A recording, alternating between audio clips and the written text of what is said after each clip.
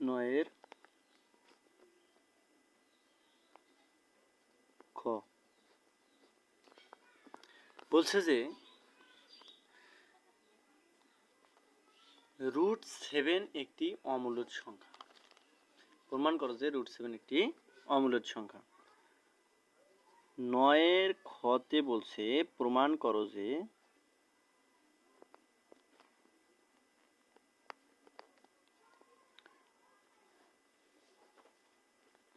√7 একটি অমূলদ সংখ্যা।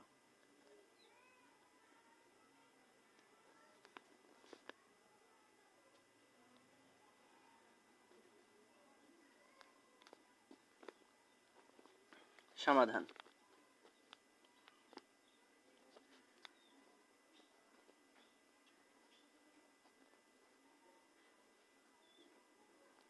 ধরি √7 একটি অমূলদ সংখ্যা। √7 একটি অমূলদ সংখ্যা।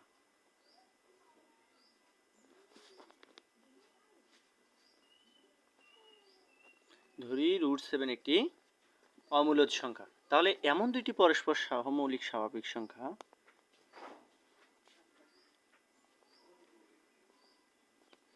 এমন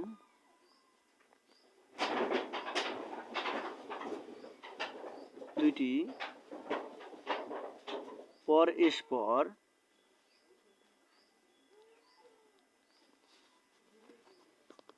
সহমৌলিক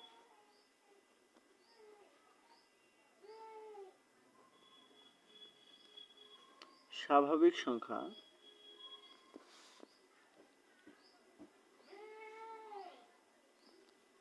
এমন দুটি পরস্পর সহমৌলিক স্বাভাবিক সংখ্যা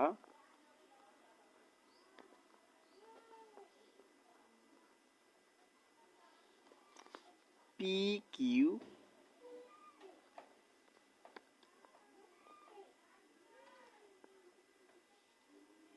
থাকবে যে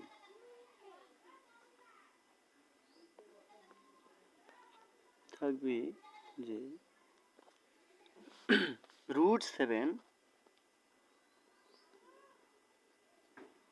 সমান সমান পি বাই কিউ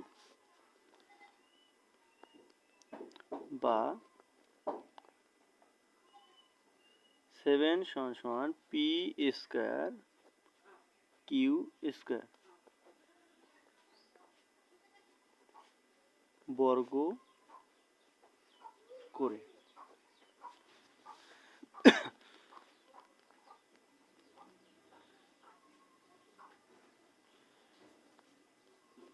অর্থাৎ 7q সমান সমান পি স্কয়ার কিউ।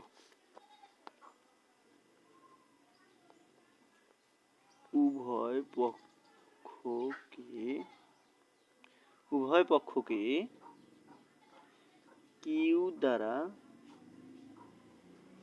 গুণ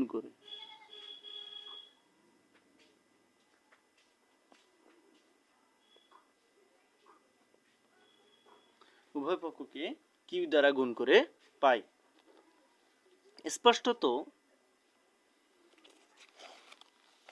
উভয় পক্ষকে কিউ দ্বারা গুণ করে পাই। স্পষ্টত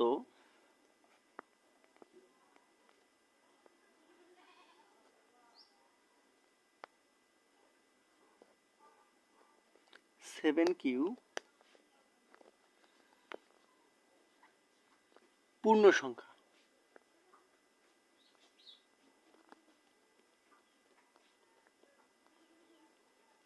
কিন্তু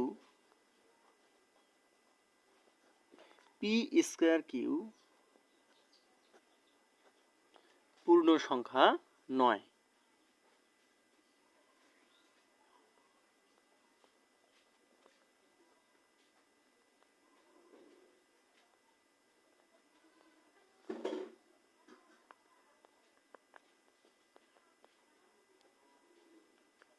কারণ পি ও কিউ স্বাভাবিক সংখ্যা, পি ও কিউ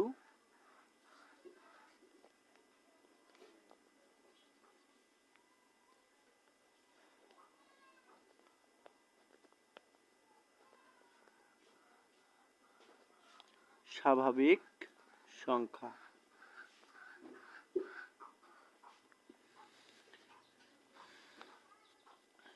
এরা পরস্পর সহমৌলিক।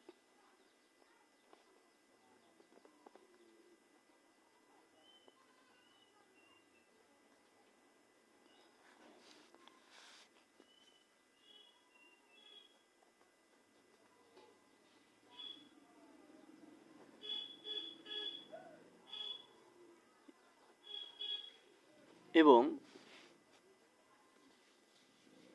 কিউ বড় অনের থেকে, কিউ বড় অনের থেকে।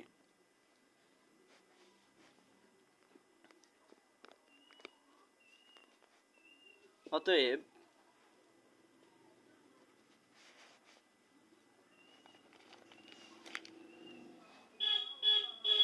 সেভেন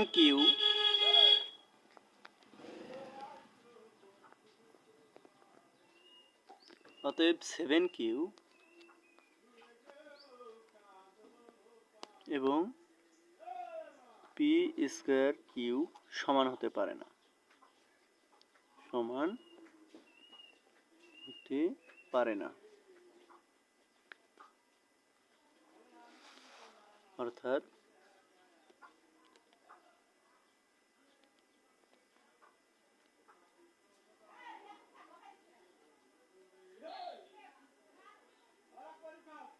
সেভেন কিউ সমান নয় পি স্কয়ার কিউ এর, সেভেন কিউ সমান নয় পি স্কয়ার কিউ এর। অতএব রুট সেভেন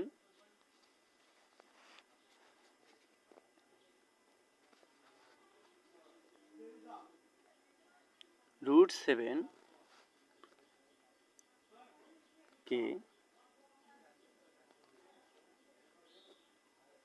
কিউ আকারে, পি বাই কিউ আকারে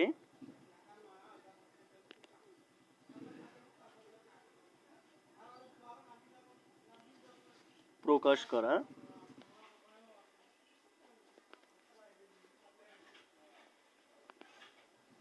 পি কিউ আকারে প্রকাশ করা যায় না। অর্থাৎ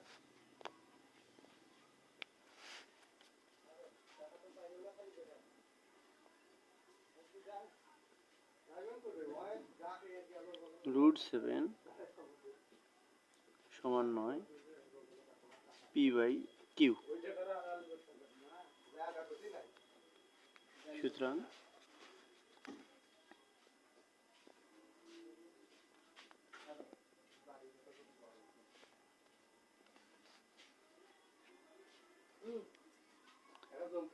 সুতরাং রুট সেভেন একটি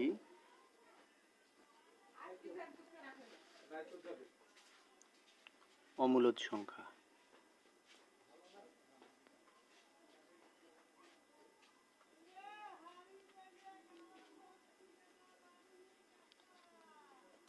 সুতরাং রুট সেভেন একটি অমূলদ সংখ্যা, প্রমাণিত।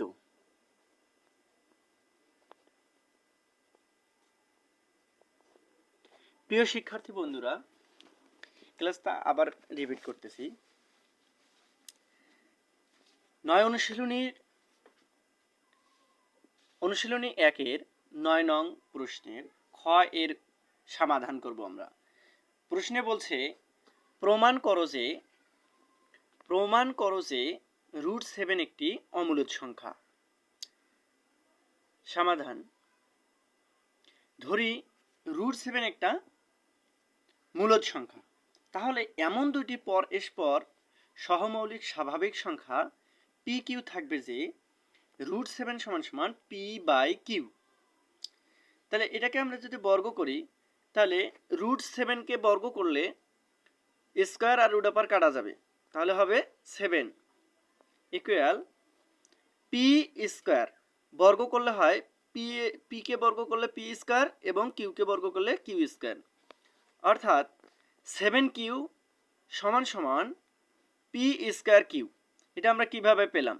উভয় পক্ষকে কিউ দ্বারা গুণ করে পেয়েছি। তাহলে 7কে যদি কিউ দ্বারা গুণ করি তাহলে হবে 7q, পি স্কোয়ার এবং q square, p square by q স্কোয়ারকে যদি কিউ দ্বারা গুণ করা যায় তাহলে কিউ, একটা কিউ কাটা যাবে, নিচের কিউটা কাটা যাবে, তাহলে দুইটা কিউ থেকে একটা কিউ বাদ দিলে থাকে একটা কিউ, তাহলে পি স্কোয়ার কিউ। স্পষ্টত 7q কিন্তু পূর্ণ সংখ্যা, 7q পূর্ণ সংখ্যা। আমরা পূর্ণ সংখ্যা সেই সংখ্যাকেই বলি যে সংখ্যাগুলো যেমন -1, -2, -3, আবার 0, 1, 2, 3 আরও অসংখ্য, এই সংখ্যাগুলোকে আমরা পূর্ণ সংখ্যা বলি।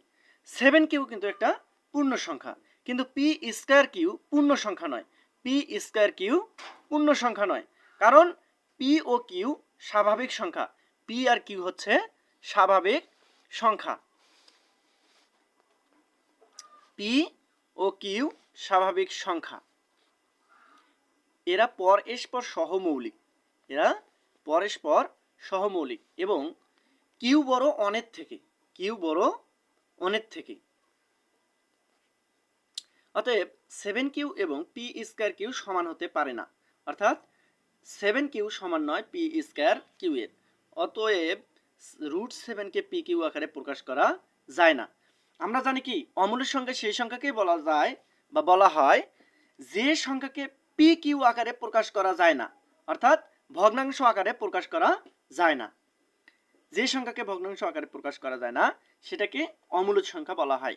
√7 কে যেহেতু পি কিউ আকারে প্রকাশ করা যায় না তাই √7 একটি অমূল্য সংখ্যা, তাই √7 একটি অমূল্য সংখ্যা, তাই √7 একটি অমূল্য সংখ্যা প্রমাণিত।